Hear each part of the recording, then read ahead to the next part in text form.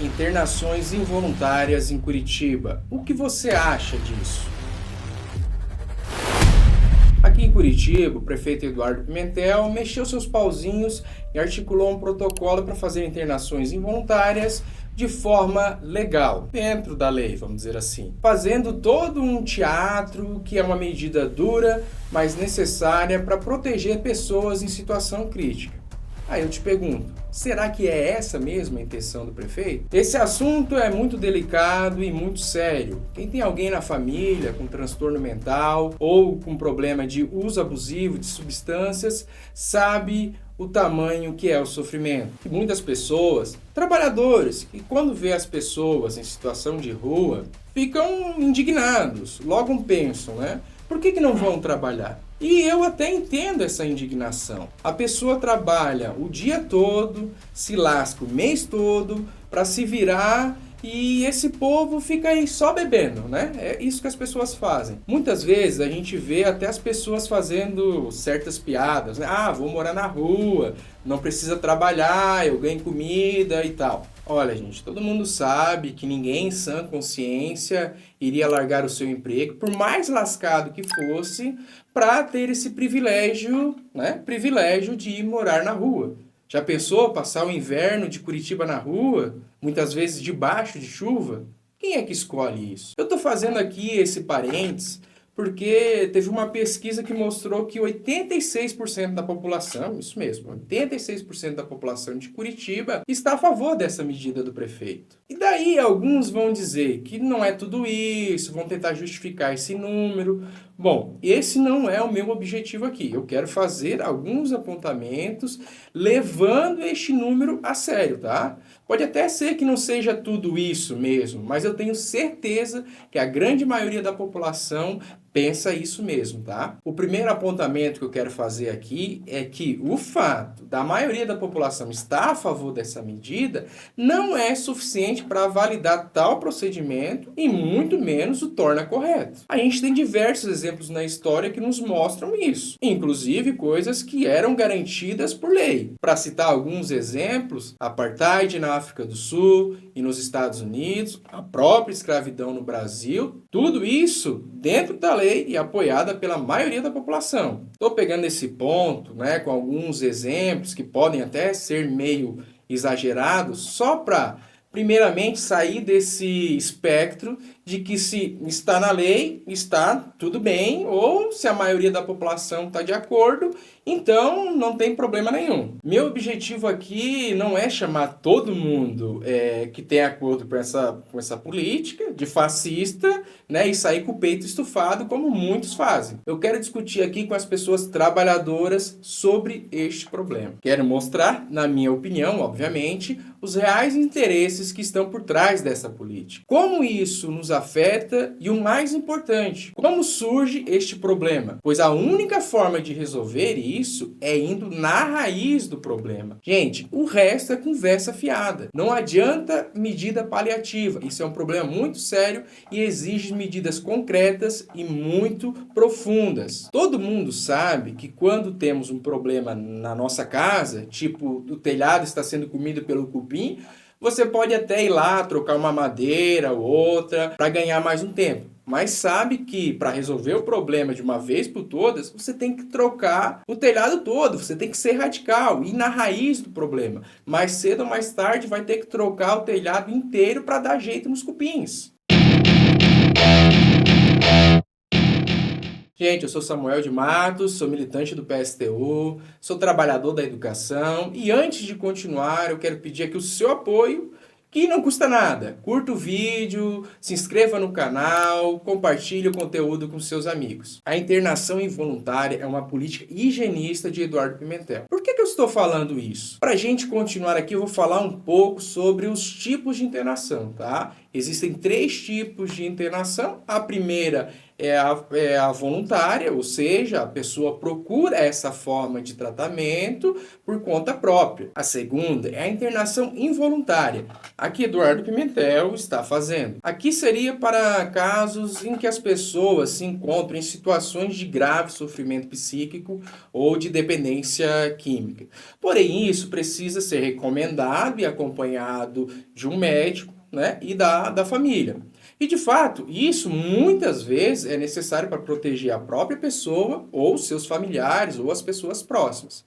Agora, no entanto, essa deve ser a última opção e não a primeira. E mesmo assim, quando for necessário, deve ser uma medida de proteção e não uma desculpa para jogar as pessoas nesses novos manicômios, sabe? As comunidades terapêuticas. Que tem muita treta por trás dessas instituições. Eu vou entrar no tema um pouquinho mais adiante, beleza? E vejam bem, esse tipo de internação é só em casos extremos, quando se esgota todos os recursos e pelo menor tempo possível. Portanto, assim que a pessoa estiver estabilizada, ela deve decidir se irá iniciar um tratamento ou não. O que o Estado precisa garantir é todos os meios de tratamento necessários para essas pessoas. E ainda temos a internação compulsória. Esta é determinada por um juiz. O centro aqui hoje, obviamente, vai ser a internação involuntária que está sendo praticada pelo prefeito Eduardo Pimentel. Quem vê o prefeito falando sobre o problema pode até pensar que ele está, de fato, preocupado com a situação e tem boas intenções. Veja bem, nós do PSTU não pensamos assim. O número de pessoas em situação de rua tem aumentado. Em Curitiba, estima-se que temos mais de 4.000 pessoas nessas condições. Eu já vou entrar aqui no debate sobre a rede de assistência social do município, tá? Mas antes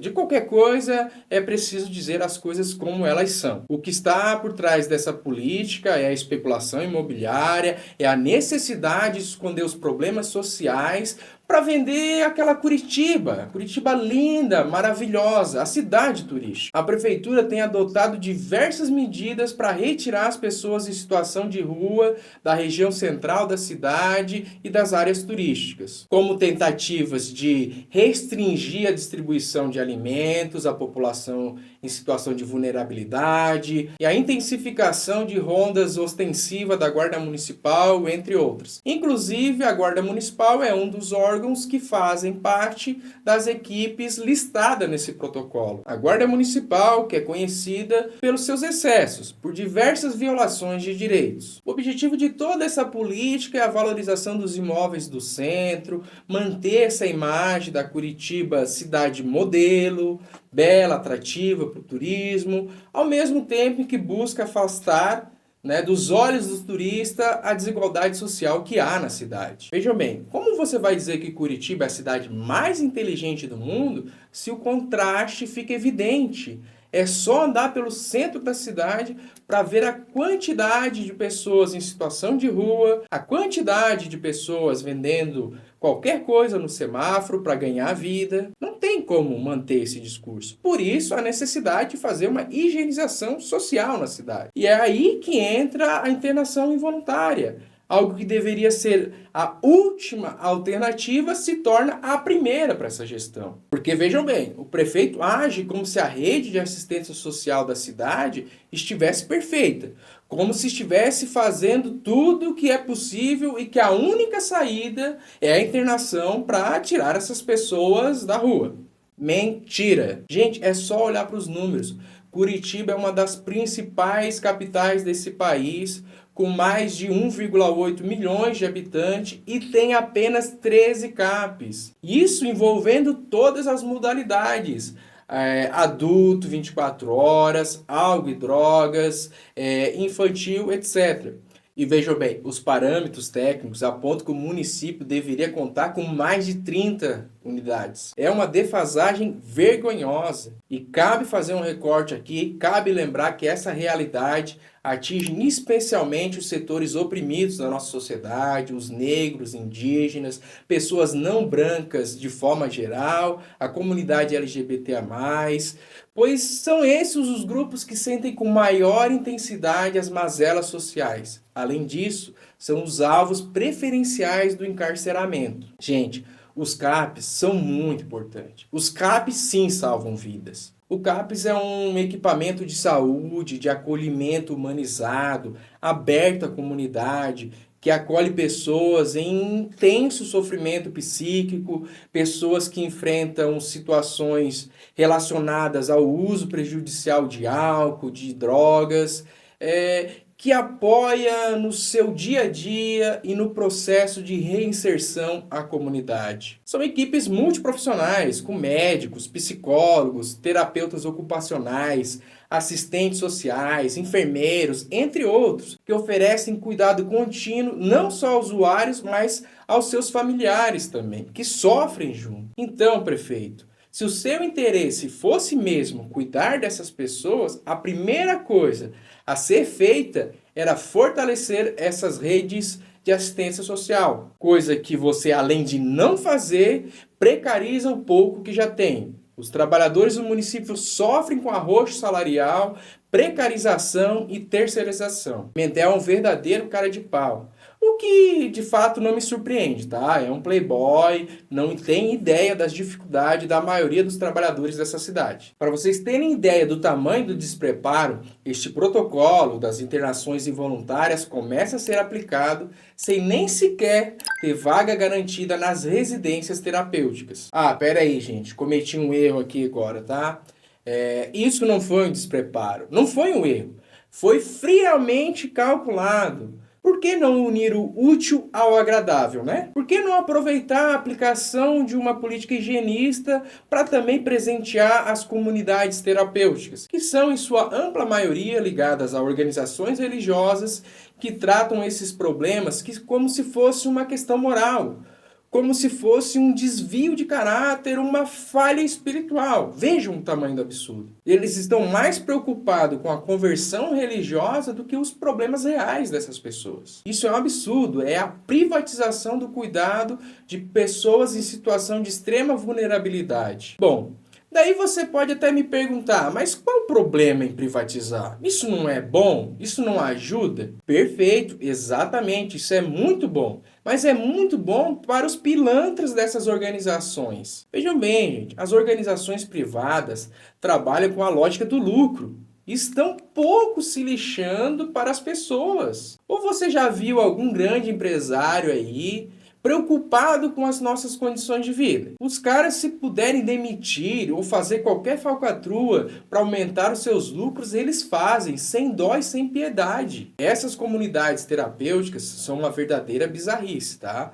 São os manicômios modernos. A gente tem um monte de relatório aí publicado em inspeções oficiais que mostram as comunidades terapêuticas reproduzindo a lógica manicomial em sua forma mais crua, tá? Para vocês terem ideia do que eu estou falando, em unidades para adolescentes foi registrado trabalho forçado, análogo à escravidão, internações arbitrárias, contenção sem prescrição médica, medicação forçada, violência física, psicológica, punições, privação familiar e imposição religiosa.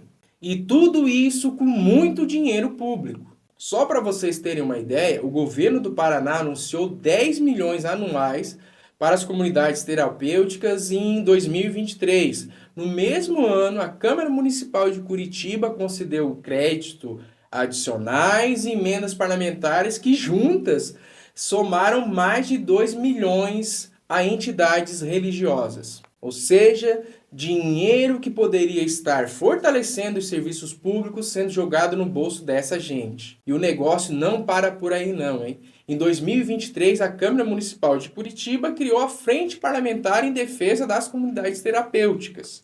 A gente não tem problema nenhum para eles resolver, né? Que foi composta por 12 vereadores da base de apoio do Eduardo Pimentel. Por tudo que eu falei até agora, você deve estar pensando, pô, isso é coisa da ultradireita, né? Do bolsonarismo. Sinto muito informar, mas não é bem isso não, tá? Apesar das comunidades terapêuticas ir na contramão da reforma psiquiátrica, elas foram legalizadas aos poucos, começando no segundo mandato do Lula, em 2006, onde a partir de decretos e leis passaram a se reconhecer essas instituições como parte da política sobre drogas e assistência social, o que lhes garantiu certificação, financiamento e estrutura própria. Em 2011, no governo Dilma, o decreto 7.508 incluiu as comunidades terapêuticas no conjunto de serviços vinculados à rede de atenção e acolhimento. Em seguida, em 2015, teve uma resolução, ainda no governo Dilma, que regulamentava as comunidades terapêuticas. Em 2019, a gente teve uma lei que autorizou o financiamento público, aí sim no governo Bolsonaro, mas cabe lembrar que isso não seria possível sem o árduo trabalho do governo do PT em preparar todo esse arcabouço legal para isso ser aplicado. E entre 2023 e 2024, teve alguns decretos e portarias que consolidaram a certificação e a inserção estatal das comunidades terapêuticas novamente no governo Lula. Então, gente, tudo isso revela não apenas a tolerância, mas a promoção ativa de um modelo amplamente criticado por órgãos técnicos e científicos. Essa pequena linha do tempo dá nome aos bois e nos mostra que o governo Lula e o PT não têm a menor disposição de combater a ultradireita e suas políticas. É apenas a cara maquiada da barbárie. Bom, no entanto, isso não nos permite também ignorar a extrema-direita, pois essa é a barbárie sem maquiagem. Apesar de, no final das contas, as duas alternativas nos levarem ao precipício. O que muda é a velocidade. Como falei no começo, esse é um tema muito complexo, delicado. Sabemos que as pessoas nessas condições e seus familiares passam por um sofrimento imenso. E o que me dá mais raiva, gente, é ver esse povo da ultradireita, esses playboyzinhos aí do MBL, se aproveitando desse sofrimento para ganhar like. Os caras gravam um vídeo expondo essas pessoas para se aparecer, obviamente, né?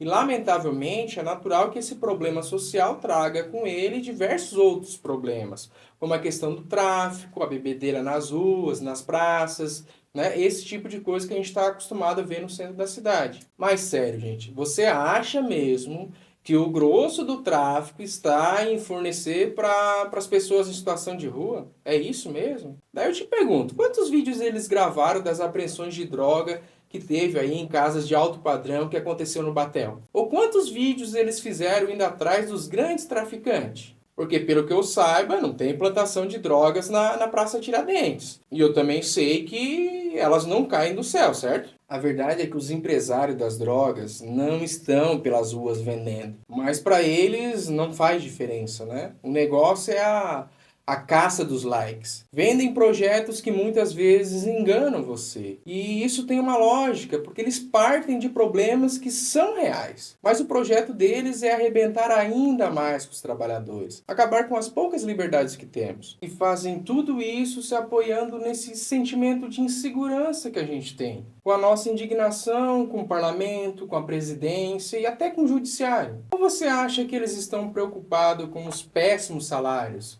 com o fim da escala 6x1, com as reformas que precarizaram os postos de trabalho e arrebentou com a nossa aposentadoria? Você já parou para pensar o quanto a reforma da Previdência te afetou? Eles não têm preocupação com a gente. Eles estão do lado dos empresários querendo precarizar ainda mais as nossas vidas.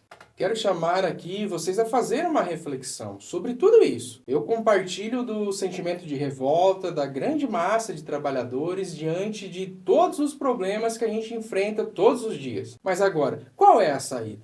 É essa proposta por essa turma? Nessa sociedade você é definido por aquilo que você possui. Assim, uma pessoa em situação de extrema vulnerabilidade, como alguém em situação de rua, passa a ser vista como alguém sem valor, como se devesse simplesmente desaparecer. E nessas situações não se considera o grau de complexidade dos seus problemas, o sofrimento psíquico. Essa é a lógica do capitalismo. Se alguém está ferrado, a responsabilidade é dela mesma. Essa é a sociedade que exalta o desempenho individual, a chamada meritocracia, afirmando que basta o esforço individual para você alcançar o sucesso.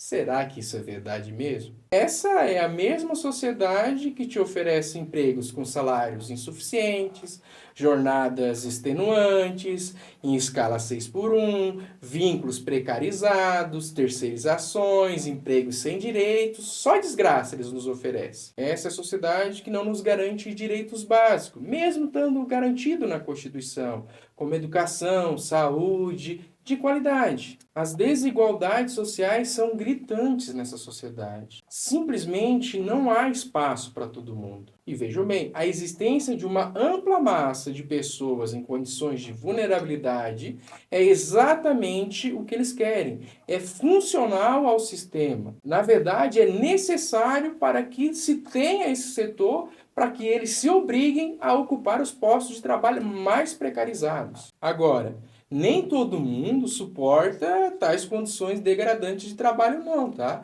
E isso, somado a diversos fatores sociais e psíquicos, leva milhões ao adoecimento profundo, tirando dessas pessoas o que resta de humanidade. Basta ver a verdadeira pandemia de saúde mental que a gente está vivendo no país e no mundo. Agora, outra coisa que é extremamente funcional a esse sistema é a divisão da classe trabalhadora, colocando uns trabalhadores contra os outros. É fundamental reconhecer que essas pessoas se encontram em condições de extrema vulnerabilidade e, por isso, necessitam de apoio qualificado, gente. Imagine só, um parente seu, alguém próximo a você, numa condição dessa. Alguém que até ontem era tido como normal, tá? Que de uma forma repentina sofreu algum tipo de surto e algum problema, que caiu nas drogas e não consegue mais se restabelecer.